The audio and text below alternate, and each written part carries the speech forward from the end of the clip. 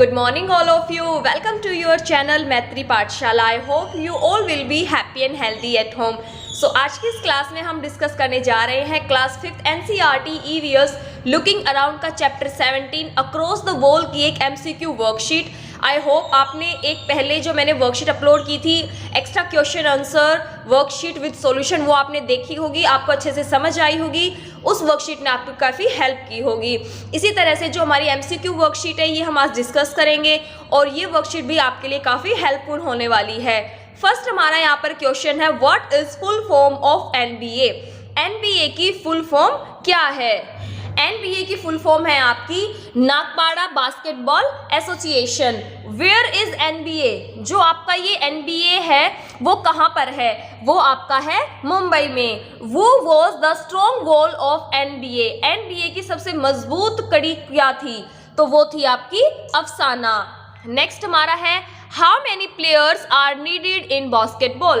कि जब बास्केटबॉल जो एक टीम स्पोर्ट है इसे खेलने के लिए जो टीम होती है वो कितने खिलाड़ियों की होती है?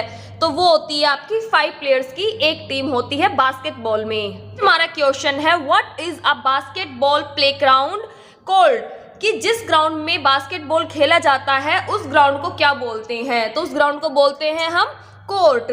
वो is the star of young team. उस यंग टीम की स्टार कौन थी? तो स्टार तो खैर सभी लड़कियां थी लेकिन जो मेन उस पे नाम लिया जाता है वो लिया जाता है अफसाना का.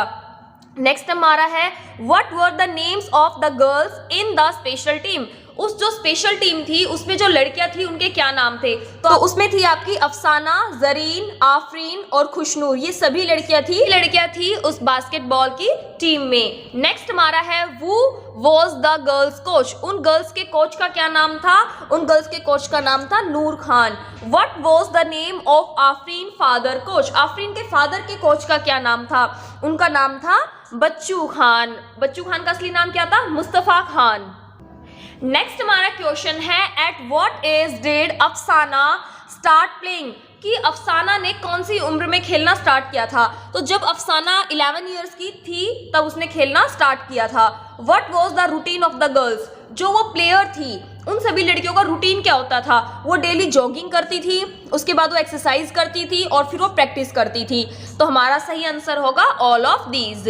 नेक्स्ट हमारा है what is the true identity of a player. एक खिलाड़ी की सही पहचान, एक असली पहचान क्या होती है? उसकी कास्ट, उसका इकोनॉमिक स्टेटस या फिर उसकी एबिलिटी या ऑल ऑफ दीज. तो एक खिलाड़ी की सही पहचान होती है उसकी योग्यता, उसकी क्षमता, ना कि उसकी कास्ट और उसका इकोनॉमिक स्टेटस या वो कहाँ से बिलोंग करता है, उसका कलर क्या है, उसकी लैंग्वेज क्या है. ये सब चीज़ें मैटर नहीं करती है.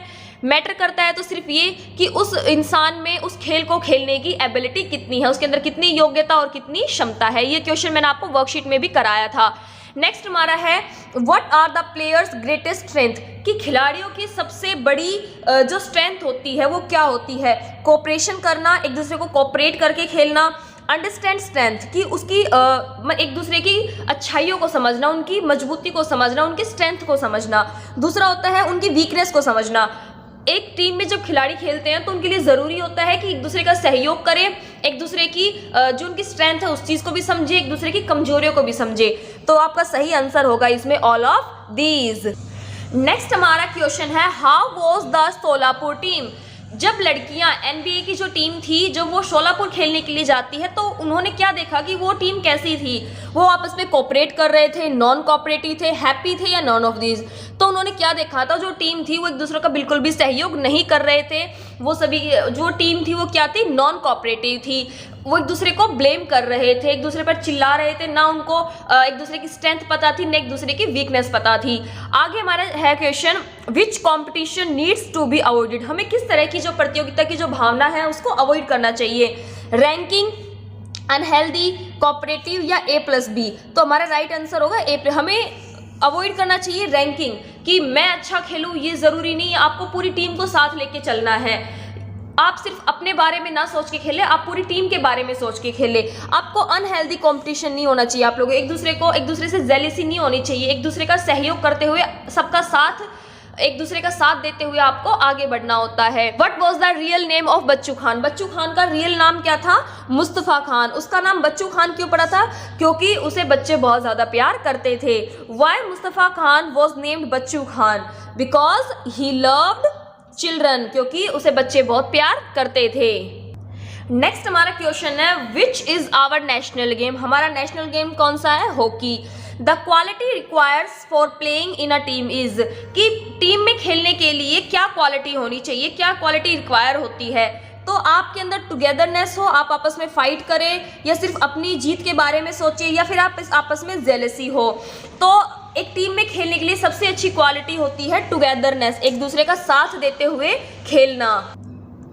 आगे बढ़ते हैं हम। Where did the NBA team went to play? जो NBA की जो टीम थी, जो उन लड़कियों की टीम थी, वो कहाँ पर खेलने के लिए गए थे?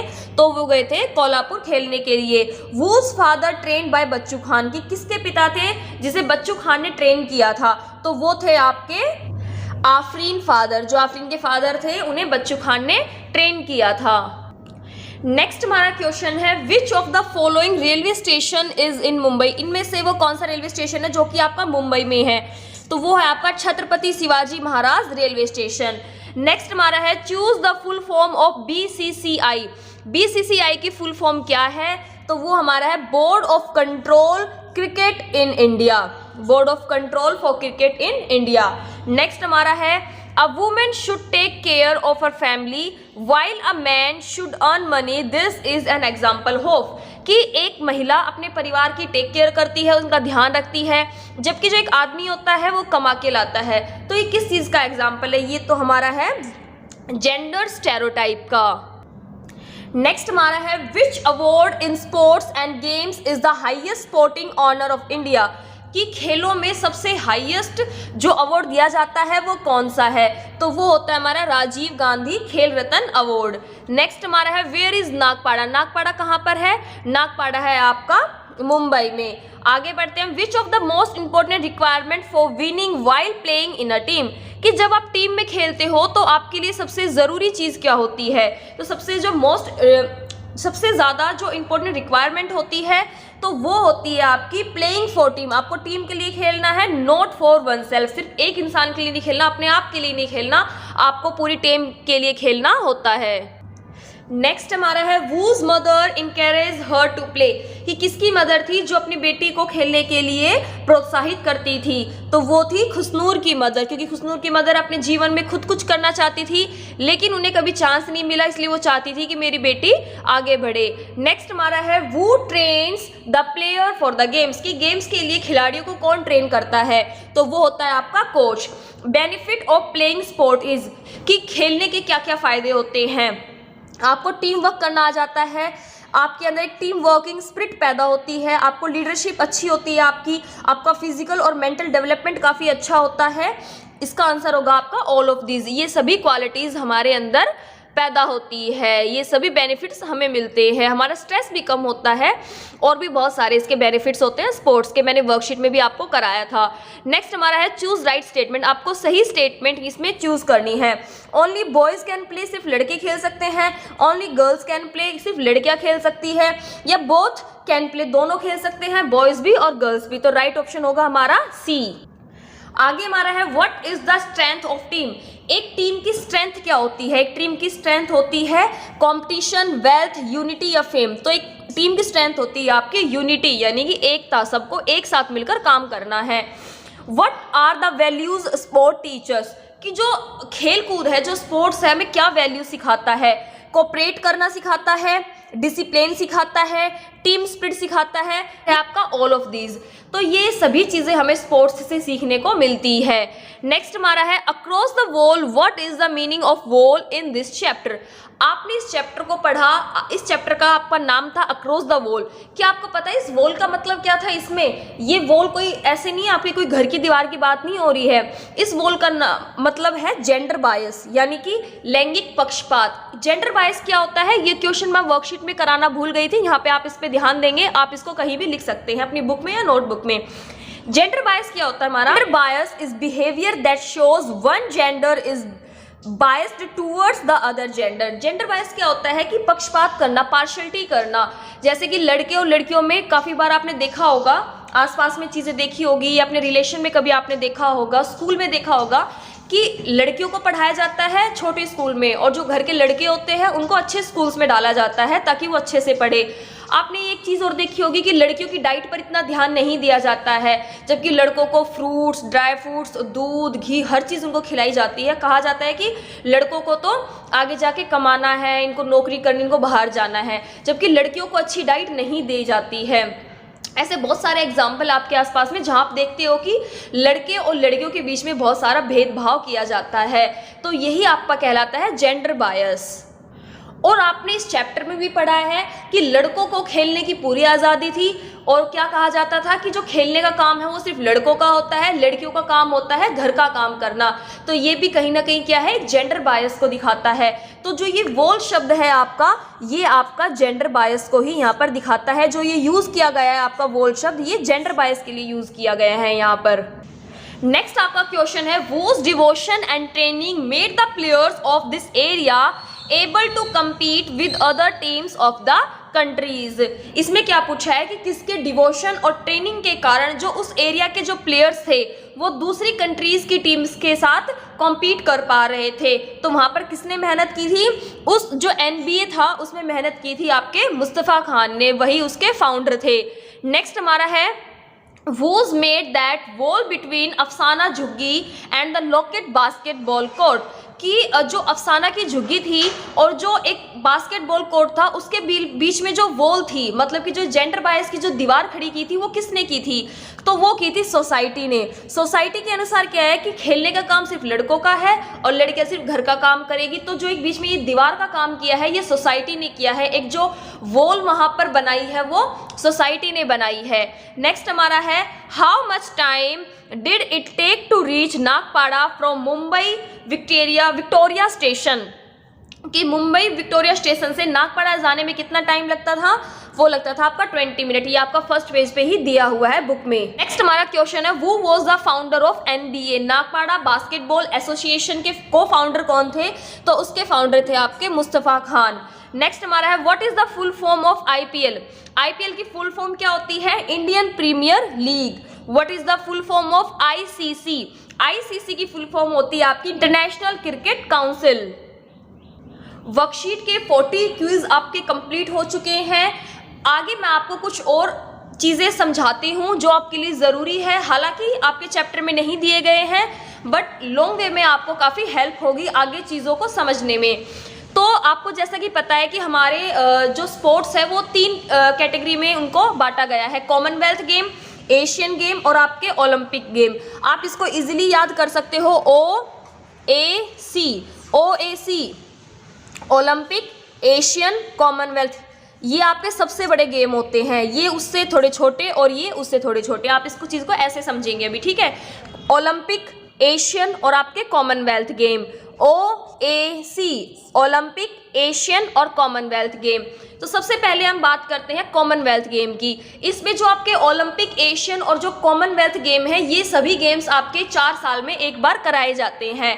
जो आपके कॉमनवेल्थ गेम है ये अभी आपके 2022 में होंगे और कब से कब तक चलेंगे? ये आपके 28 जुलाई से 8 अगस्त तक चलेंगे। और कहाँ पर होंगे? ये आपके इंग्लैंड में होंगे। इंग्लैंड में कहाँ पर?